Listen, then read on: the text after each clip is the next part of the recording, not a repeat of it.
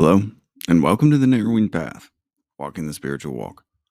My name is Steve Ben Einstein. Thank y'all for joining me again today as we go through and do today's daily reading from James Allen's Daily Meditations.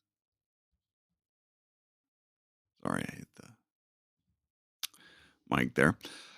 This, of course, will be fresh to you, fresh to me, meaning you'll get my genuine response, reactions, observations, and what I relate to about the reading, as this will be the first time that I hear it or read it right here on this podcast with y'all. So I'll be looking forward to it. And yesterday, we talked about how religion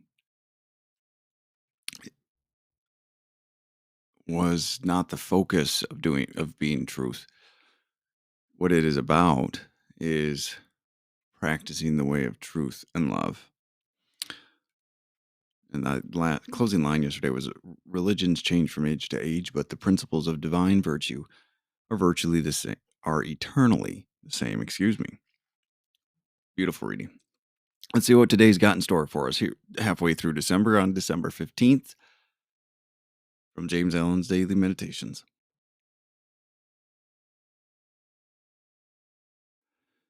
Truth is one, though it has a variety of aspects.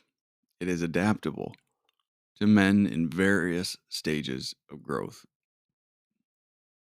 We have sat at the feet of all the great teachers and have learned of them. Unspeakable has been our rejoicing to have found in the lives and the precepts of gentle Indian and Chinese teachers the same divine qualities and the same perceptive truths which adorn the character of Jesus Christ. To us, they are all wonderful and adorable, and so great and good and wise that we can but reverence and learn of them. They have also had the same marvelous influence for good over the various They have also had the same marvelous influence for good over the various races among which they have appeared, and all have equally called forth the undying worship of millions of human beings. Great teachers are perfected flowers of humanity, types of what all men will one day be. Sorry for the little hiccups there while reading, but that, what a great reading. That's just incredible to me. And that's what really gives me a belief that I'm doing the right thing here. And that also gives me a belief and a knowing that it's these practices, it's this way of living, it's these behaviors that are what resonates throughout time. What he's talking about here is the great teachers of the world.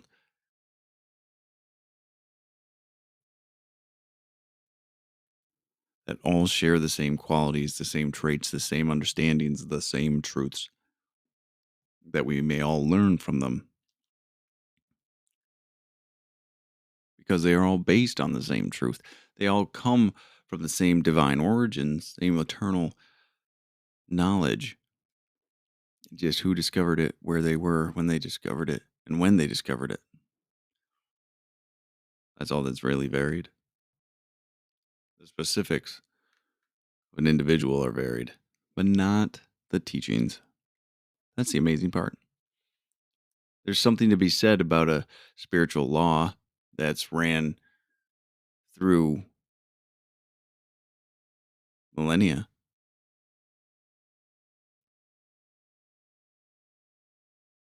There's power in that. So let's go through this again from the top. Truth is one. See, I feel like I put the emphasis in the wrong place there. Truth is one. Though it has a variety of aspects and is adaptable to men in various stages of growth. So the truth, we can only embrace the amount of truth that we're ready to actually engage with, right? That we're mentally prepared to take on, that we've our knowledge and understanding of truth matches where we are with the work we've done on ourselves and our willingness too. So it's not that there's new truths that we discover, which there might be, but the reality of it is we're just every time we learn something new or discover something new or practice something different that aligns even more with truth, we're not creating truth. We're just further exploring it and understanding it because it's already there. It's already there. That's a that's just such an amazing thing to me. Amazing thing. So that's why it can vary in aspects. That's why it's adaptable. Because what's appropriate to know in a moment is all that needs to be known. That's what we have to remember. We have sat at the feet of all the great teachers and have learned of them and have learned of them. Excuse me. Let me read that again. We have sat at the feet of all the great teachers and have learned of them. So as the knowledge has grown and expanded and become more in depth and more explored and more defined and realized,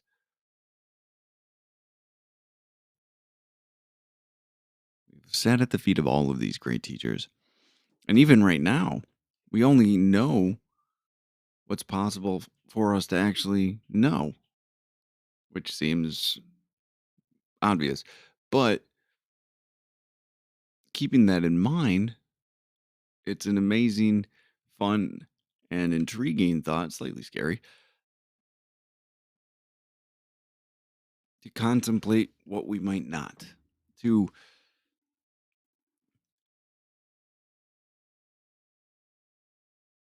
try to conceptualize the vastness which might still be outside the just outside the tip of our fingers. How much is there to be embraced still? Unspeakable has been our rejoicing to have found in the lives and precepts of gentle Indian and Chinese teachers the same divine qualities and the same perceptive truths which adorn the character of Jesus Christ. So, we're talking here pretty straightforward that Jesus Christ embodied the same teachings as were taught by Chinese teachers, by Indian teachers, by those who came before, those who had found truth, those who had found enlightenment.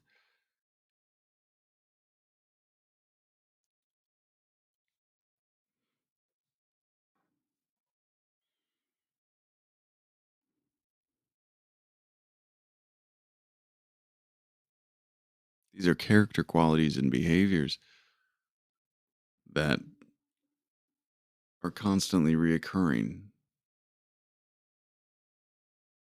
foremost being love, understanding, compassion, kindness,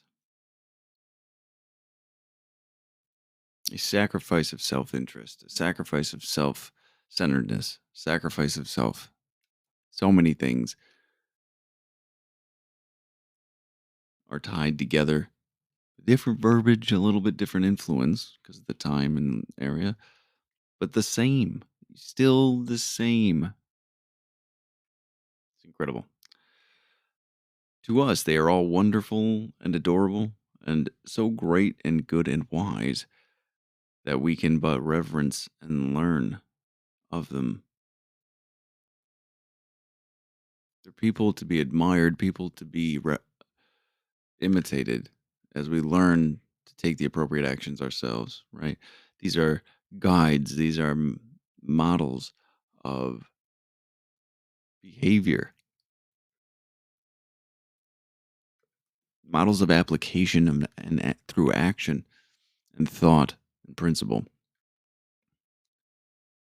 We get the opportunity today to learn from all of these teachers, to learn from all of these spiritual guides, to find the commonalities between them and find the human differences, right? Because that's really, if we operate from a place stating that the spiritual laws are all the same, then the only difference comes into the human that wrote them, which makes complete sense.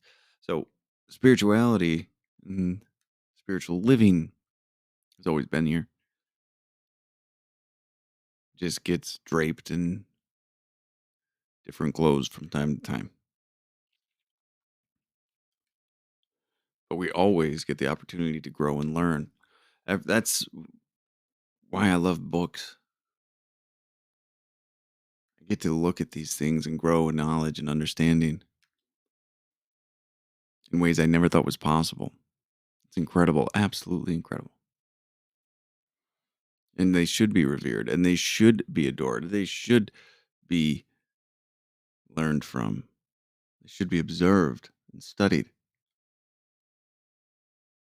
That's what they gave us was their life, their examples, their behaviors, their conceptions.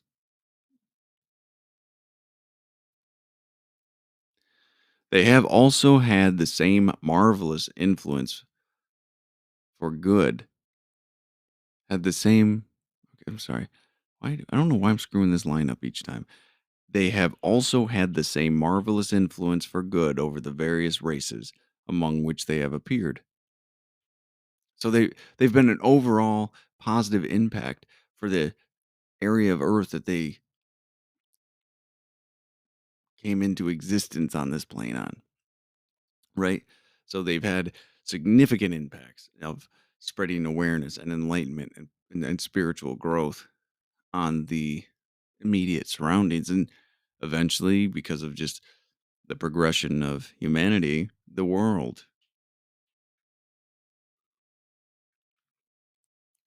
I don't think James Allen could even understood the possibilities that we're going to be coming up with in just 100 years.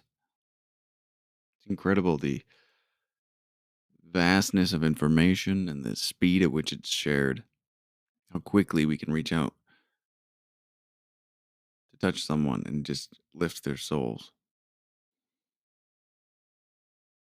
Now, to finish that sentence, and have all equally called forth the undying worship of millions of human beings. People see these prophets, these teachers, gurus,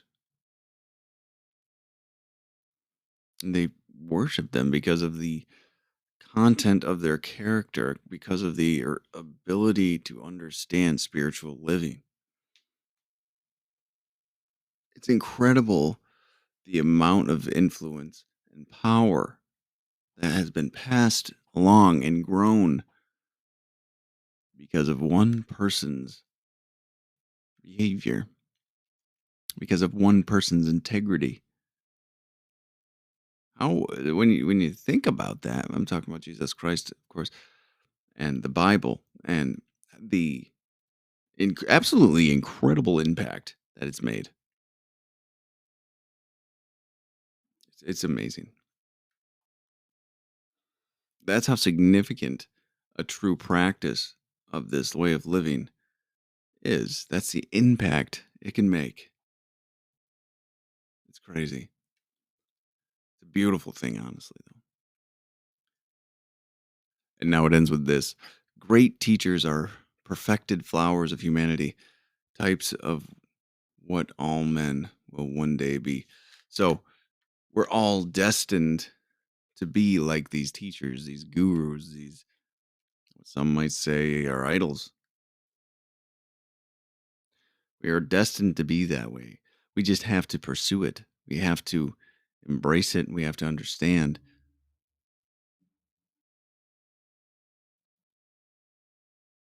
that's where we're aiming for. That's our ideal, guys. That is the ideal we need to keep in mind, because whatever your ideal is what you're striving for, consciously or subconsciously. I'm going to give example of God, let's say, right? If your God is loving, you will be loving. You will be striving towards that perfect love that God's given you. If He's kind or forgiving, you will begin to manifest the character qualities of your God, of your power greater than yourself that you believe He has, including the negative one. If it's resentful or anything like that, that shows up as well. Keep that in mind. So, but all right. Awesome, awesome reading today. Truly grateful to have been able to do it. Thank you all for joining me. I'm looking forward to the second half of December. Hope you all are too. So I'll be back again tomorrow night. Until next time. Thanks.